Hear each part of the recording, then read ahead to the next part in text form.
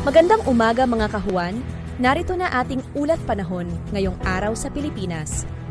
Narito na ang pinakahuli sa lagi na ating panahon ngayong araw ng Linggo, April 19, 2026.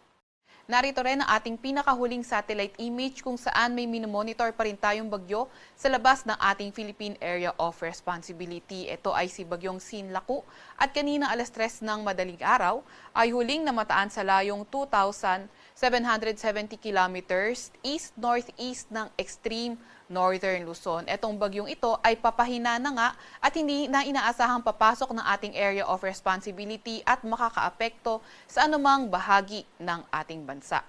May kita rin natin sa ating latest satellite image na maaliwalas nga sa buong parte ng ating bansa.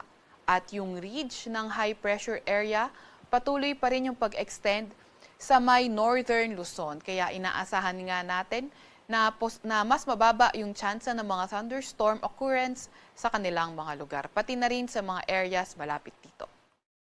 Para naman sa lagay ng panahon, simulan natin sa Luzon, sa may Metro Manila, sa may Ilocos Region, sa may Cordillera Administrative Region, Cagayan Valley, sa may Central Luzon at Calabarzon. Asahan nga natin yung bahagyang maulap hanggang sa maulap na papawirin at sa nalalabing bahagi ng Luzon, partly cloudy to cloudy skies rin, pero may mga tsansa ng mga thunderstorms. So asahan pa rin natin buong Luzon, mainit at maalinsangang panahon pa rin yung posibleng mag-occur.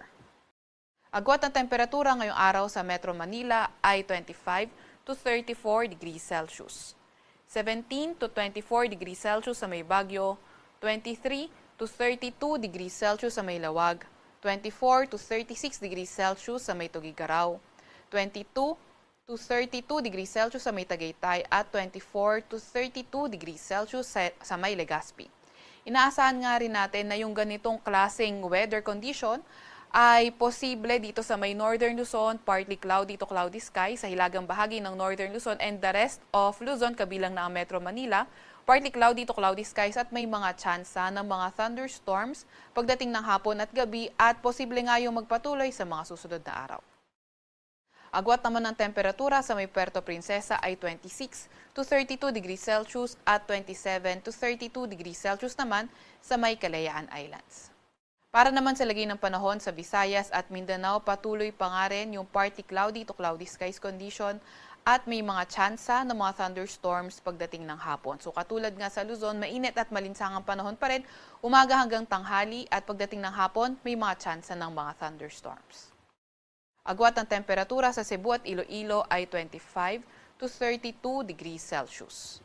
24 to 33 degrees Celsius sa may Tacloban, 24 to 35 degrees Celsius sa may Zamboanga, 23 to 31 degrees Celsius sa may Cagayan de Oro at 26 to 34 degrees Celsius naman sa may Davao. Update naman muna sa heat index kahapon. Ang naitalang heat index sa Metro Manila ay 38 to 39 degrees Celsius. Ang pinakamataas na heat index na naitala kahapon ay umabot sa may 41 degrees Celsius sa lugar ng Sangli Point sa may Cavite, Coron, Palawan, Zamboanga City at sa may Butuan City, Agusan del Norte.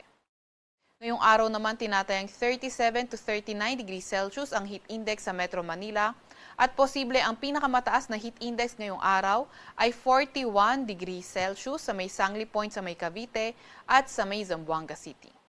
Para naman sa lagi ng karagatan, wala pa rin tayong gale warning sa kahit anong dagat baybay ng ating bansa.